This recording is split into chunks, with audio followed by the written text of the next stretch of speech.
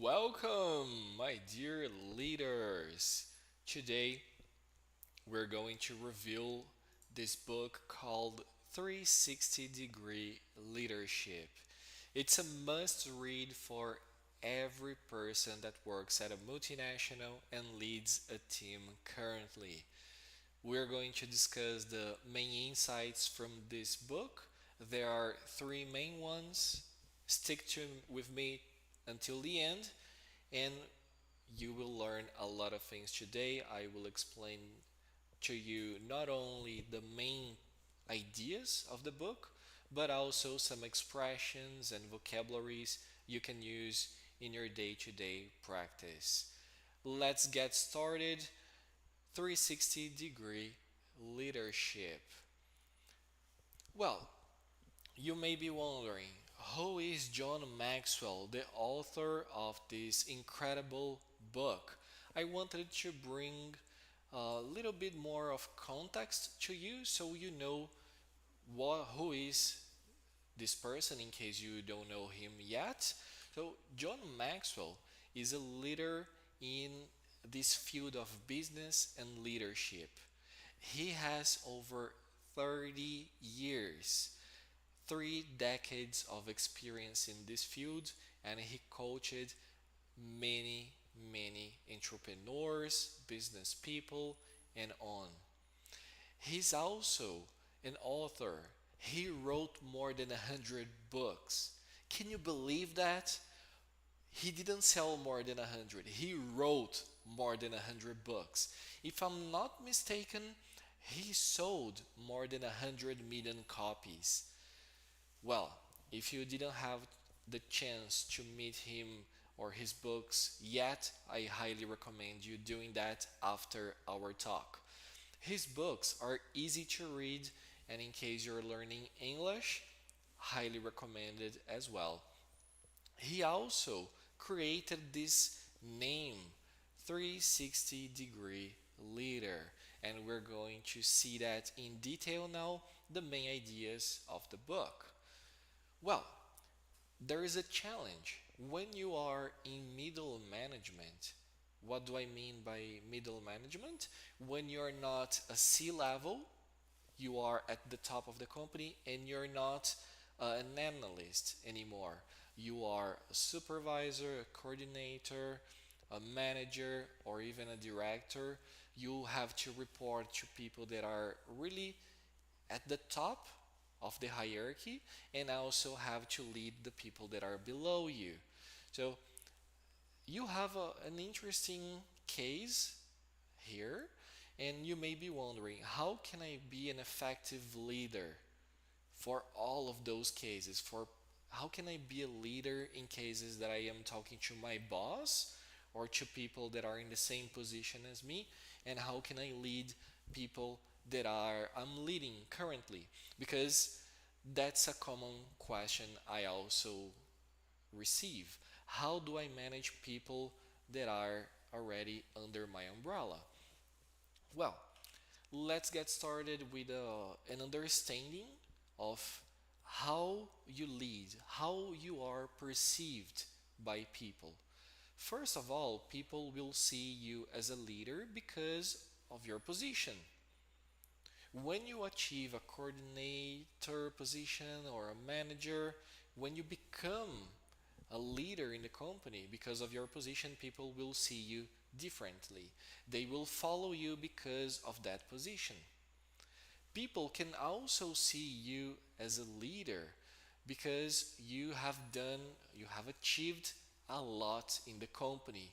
Your results speak for you. So that's another way to be perceived, to be seen as a leader. When you produce a lot for the company, when you generate a lot of revenue for the company, people will see you as an achiever, as a leader. And at the top of the pyramid here, that's where we are going to discuss further, and that's where we want to go.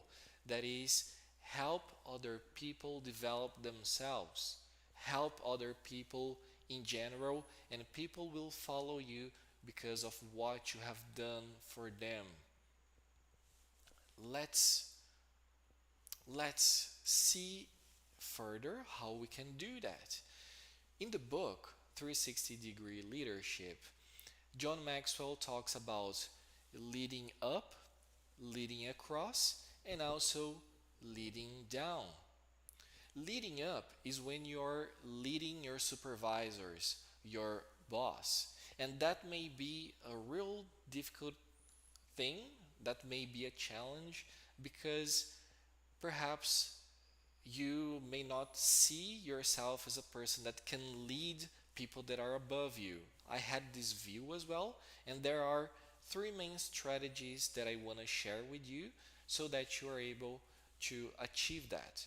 First of all, so that people that are above you can see you as a strong leader, is that you can build trust. Talk to them in a consistent basis and also check in with them to know how they are going, if they need any help. That's how you build trust, being a consistent professional. In addition to that, you must add value to the company. There is an expression in English that we call go the extra mile. When you go the extra mile, it means that you do things that are beyond the tasks or activities that are assigned to you. That's the meaning of go the extra mile. So you're going beyond what is in your job description, and that's how people will see you as an achiever, a person that is a leader when you go the extra mile. Finally, communicate effectively. Oftentimes, speaking in English, communicating in English, especially to people that are sometimes native speakers or people that are above you in the hierarchy, that may sound, well, that can be very, very difficult and that can generate some anxiety in you.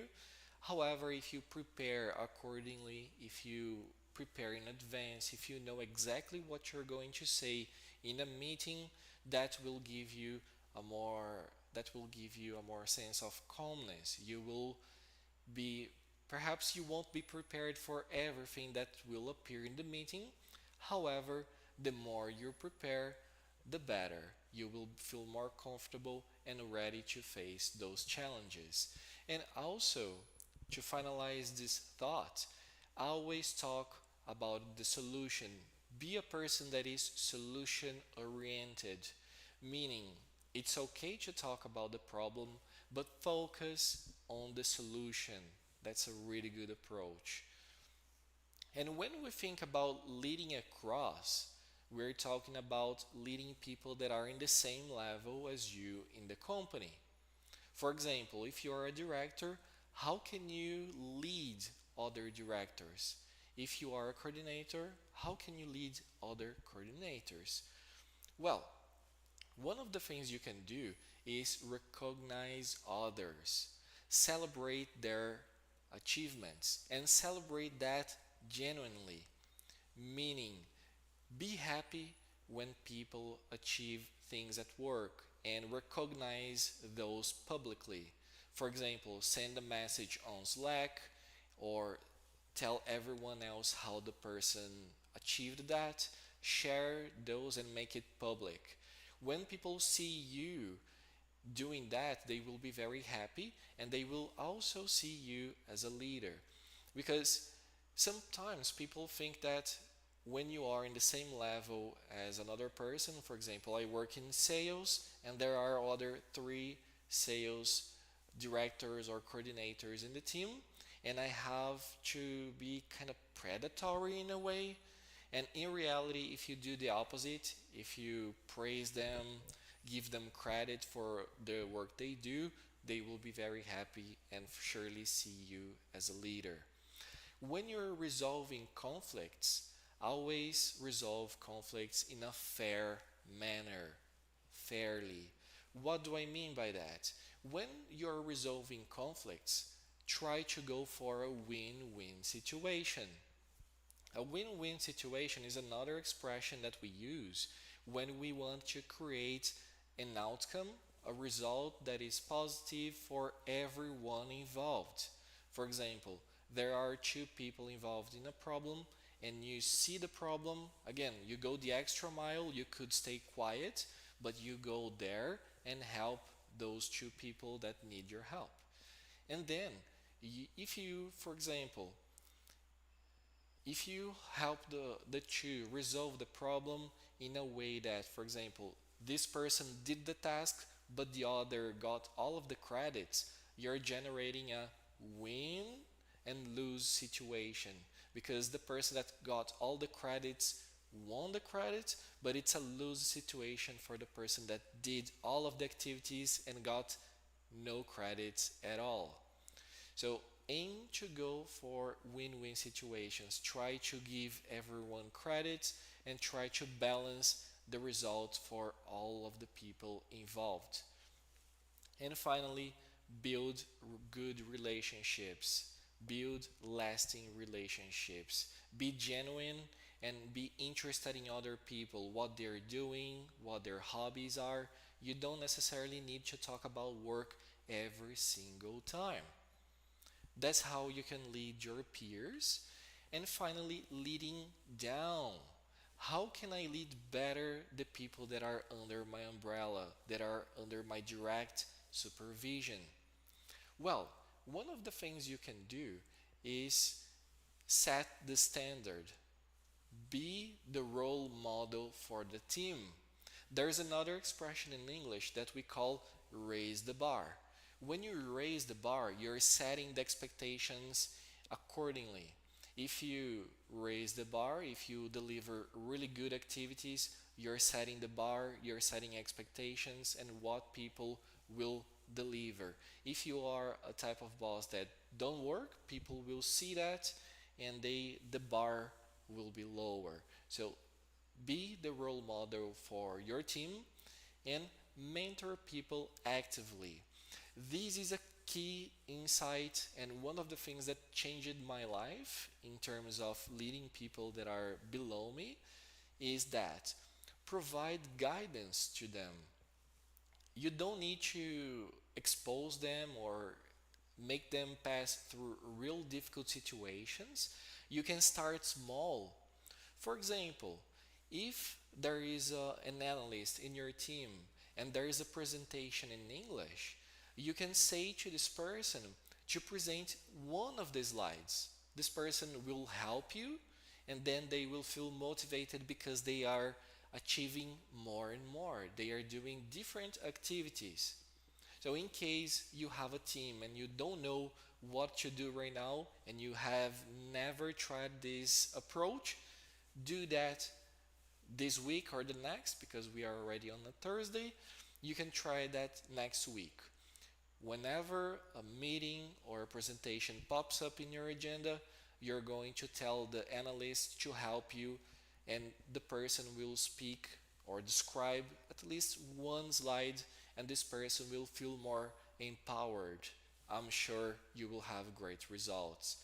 Finally, whenever a person does something that is outside the box or they deliver a really good idea and insight, recognize them. Recognition goes for all of the levels, and I may be repeating recognition, but it's key. Moving forward, some practical leadership strategies, things you can do daily to improve your leadership skills, is that you develop emotional intelligence. And this is a topic that may be hard sometimes. What's emotional intelligence?